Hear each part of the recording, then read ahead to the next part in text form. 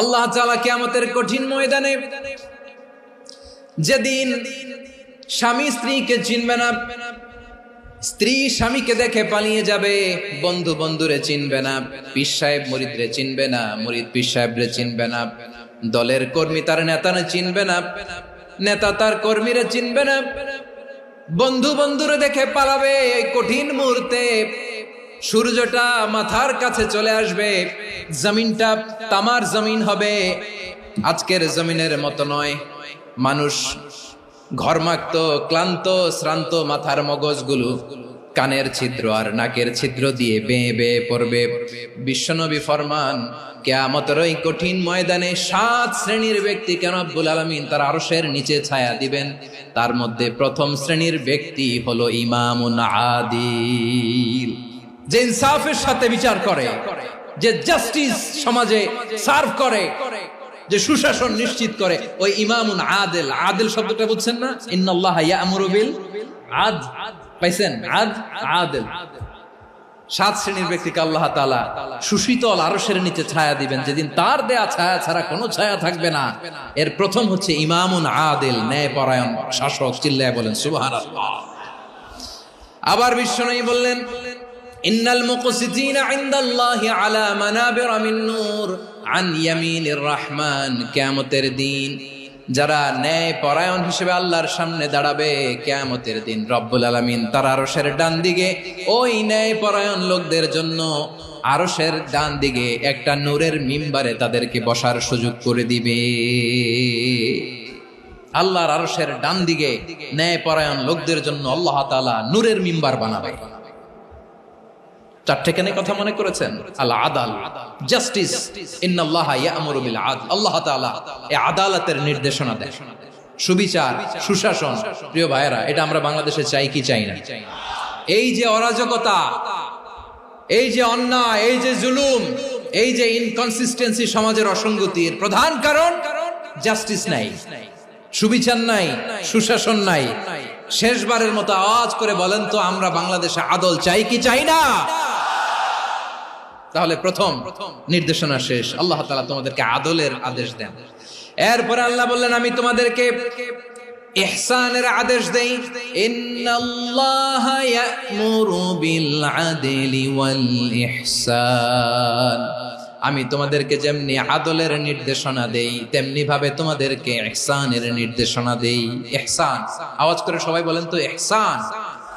ইহসান মানে কারো প্রতি সফট হার্টেড হওয়া, মহানুভব হওয়া, অনুগ্রহ পরায়ণ হওয়া, অনুগ্রহশীল হওয়া, একে অপরের প্রতি দয়াদ্র হওয়া। একে অপরের প্রতি দয়াদ্র, অনুগ্রহশীল হওয়া ছাড়া মানবিক সমাজ কশিনকালেও গঠন করা সম্ভব না। প্রিয় ভাইয়েরা, সুন্দর আচরণ দিয়ে, ইহসান দিয়ে যা জয় করা যায়, নরম আচরণ দিয়ে যেটা অর্জন করা যায়, কঠোরতা দিয়ে সেটা পারা যায় না। বিষ্ণু ঈসা ইসলাম ইহসান দিয়ে, কোমল আচরণ দিয়ে, তার অনুগ্রহ দিয়ে তিনি অনেক কাফিরের হৃদয়কে জয় করে ফেলেছেন। সাইয়েদনা সুমামা ইবনে উসাল রাদিয়াল্লাহু তাআলা আনহুর কথা মনে পড়ে যায়। তিনি ছিলেন ইয়ামামার বাদশা। মদিনাতে বিশ্বনবীকে হত্যা করার নিয়তে এসেছিলেন, গোপনে গোপনে বিশ্বনবীকে হত্যা করে আবার ইয়ামামাতে তিনি ফিরে যাবেন। কিন্তু কি অবাক করা কাণ্ড, হত্যা করতে পারে নাই, সাহাবাদের হাতে তিনি ধরা পড়ে গেলেন। সাইয়েদনা সুমামা ইবনে উসাল রাদিয়াল্লাহু তাআলা আনহু হত্যার নিয়তে আসলেন, কিন্তু হত্যা করতে পারলেন না। সাহাবারা ওনাকে ধরে ফেললেন, ধরে মসজিদে নববীর পিলারের মধ্যে বেঁধে রাখলেন। সুমামা ইবনে উসাল, সিরাত থেকে শুনে, সিরাত থেকে শোনাচ্ছি, রাদিয়াল্লাহু তাআলা আনহু ইয়ামামার অধিপতি ছিলেন। বিশ্বনবীকে হত্যার জন্য আসছেন, ধরা পড়ে গেছেন, এখন মসজিদে নববীতে বেঁধে রাখছে, তার মানে বন্দী। এখন স্ট্যাটাস কি? বন্দী, ক্যাপটিভ। তো বিষ্ণু ঈসা ইসলাম সাহাবাদেরকে বললেন, তার খোঁজ খবর নিও, সুমামা ইবনে উসালের খোঁজ খবর নিও। সাহাবার বলেন, ইয়া রাসূলুল্লাহ, আপনাকে হত্যা করতে এসেছে, তার তো কঠিন ক্যাপিটাল পানিশমেন্ট হওয়া দরকার, কঠিন শাস্তি হওয়া দরকার। বিশ্বনবী বললেন, না, আমি যেটা জানি তোমরা সেটা জানো না, তোমরা সুমামার সাথে ভালো আচরণ করো। বিশ্বনবী সুমামার কাছে গেলেন। প্রথম দিন যে তিনি কালেমার দাওয়াত দিলেন, ইমানের দাওয়াত দিলেন, ইসলামের দাওয়াত দিলেন, রিসালাতের দাওয়াত দিলেন, আখিরাতের দাওয়াত দিলেন। পরের দিন যে বিশ্বনবী সালাতের দাওয়াত দিলেন, যাকাতের দাওয়াত দিলেন, ইসলাম কি, কিভাবে, কেমন করে পালন করতে হয় চমৎকার আর্টিকুলেট করতে শুরু করলেন। তন্ময় হয়ে সুমামা ইবনে উসাল রাদিয়াল্লাহু তাআলা আনহু বিশ্বনবীর কথাগুলো শুনতে আরম্ভ করলো। একদিন নয়, 2 দিন নয়, টানা 3 দিন বিশ্বনবী সুমামার কাছে ইসলামকে প্রেজেন্ট করেছেন, উপস্থাপন করেছেন। আওয়াজ করে বলেন, কয় দিন? 3 দিন। 3 দিন মসজিদে নববীতে বাধা। আর সাহাবীদেরকে বললেন, তার খোঁজ খবর নিও, তোমরা যে রুটি বানাও এর মধ্যে সবচেয়ে ভালো আটার রুটিটা তারে দিও, সবচেয়ে রিফাইন্ড খেজুর, যেটা পিওর খেজুর, এটা তারে দিও। আর বিশ্বনবী নিজের উট থেকে দুধ দহন করে ওনার বাড়ির এক কর্মচারীকে বলেছেন, দুধ দহন করে সুমামার জন্য নিয়ে যেও। সুবহানাল্লাহ পড়বেন না? সবাই তো অবাক, ইয়ামামা থেকে আসছে নবীকে হত্যা করতে, বিশ্বনবী দেখে তারে জামাই আদর করে।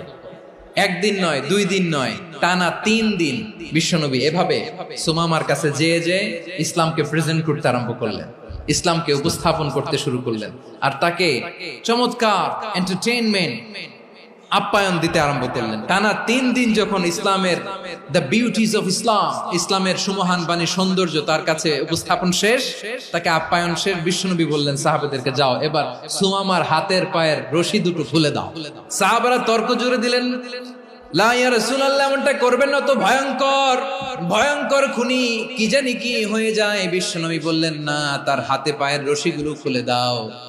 সাহাবারা বিশ্বনবীর কথা মতো তার হাতে পায়ের রশিগুলো খুলে দিল। সুমামা মুহূর্তের মধ্যে মসজিদে নববী থেকে বের হয়, ইয়ামামায় ফিরে না যে মসজিদে নববীর পাশে একটা খেজুর বাগান ছিল, সেখানে চলে গেলেন। সেখানে একটা ছোট্ট কুয়া ছিল, কুয়ার পানি দিয়ে তিনি গোসল করলেন। সুবহানাল্লাহ পড়েন। কুয়ার পানি দিয়ে গোসল করে মসজিদে নববীর সামনে এসে বিশ্বনবী এবং সাহাবাদের সামনে দাঁড়িয়ে সাব্বাবা উঁচু করে বললেন, আশহাদু আল্লা ইলাহা ইল্লাল্লাহ ওয়া আশহাদু আন্না মুহাম্মাদান আবদুহু ওয়া রাসূলুহু। আমি সাক্ষ্য দিচ্ছি আল্লাহ ছাড়া কোনো ইলাহ নাই, আর মুহাম্মদ আল্লাহ তাআলার প্রেরিত বান্দা এবং রাসূল। প্রিয় ভাইয়েরা, ইহসান দিয়ে যা জয় করা যায়, কঠোরতা দিয়ে সেটা কঠিনকালেও জয় করা যায় না। আওয়াজ করে বলেন, ঠিক কি না? এবার সুমামা দাঁড়িয়ে বলে, ওগো নবী, আমি তো কালিমা পড়ে মুসলমান হয়ে গেলাম, এবার শোনেন, এই মুহূর্তের আগে আপনার চেহারার চাইতে নিকৃষ্ট কোনো চেহারা আমার কাছে ছিল না, কিন্তু শাহাদা পাঠ করার পরে আপনার চেহারার চাইতে উত্তম শ্রেষ্ঠ কোনো চেহারা আমার কাছে আর নাই। ও নবী, আজকের দিনের আগে ইসলাম ধর্মের চেয়ে নিকৃষ্ট অপছন্দনীয় কোনো ধর্ম আমার কাছে ছিল না, কিন্তু এই মুহূর্ত থেকে ইসলামের চেয়ে সেরা শ্রেষ্ঠ পছন্দনীয় কোনো ধর্ম আমার কাছে নাই। নবী গো, আজকের দিনের আগে মদিনার চাইতে অপছন্দনীয় নিকৃষ্ট কোনো শহর আমার কাছে ছিল না, কিন্তু এই মুহূর্তের পর থেকে মদিনার চাইতে কোনো শ্রেষ্ঠ শহর আমার জানা নাই। সে ছিল গমের বড় ডিলার, গম বেচতো। কি বেচতো? তার গম কিনে মক্কার লোকেরা রুটি খাইতো। সে ঘোষণা দিল, আজকে থেকে মক্কাবাসীদের জন্য সব গম আমি হারাম করে দিলাম, মক্কাবাসী এখন না খেয়ে মরে। সুবহানাল্লাহ পড়বেন না? মক্কাবাসী বিশ্বনবীর কাছে আসলেন, এসে বললেন, মুহাম্মদ, আমরা তো তোমার ভাই, তোমার চাচা, তোমার ভাতিজা, তোমার আত্মীয়, তুমি সুমামারে বলো সে যেন আবার গমের সাপ্লাই মক্কার জন্য অনুমতি দিয়ে দেয়। বিশ্বনবীর অনুমতি ক্রমে সুমামা আবার মক্কাতে গম পাঠাতে শুরু করলো। পড়েন সুবহানাল্লাহ। ইহসান, ইহসান দিয়ে আপনি যেটা জয় করতে পারবেন, you can win the heart of your enemies. ইহসান দিয়ে আপনি আপনার শত্রুর হৃদয়কে জয় করতে পারবেন। এজন্য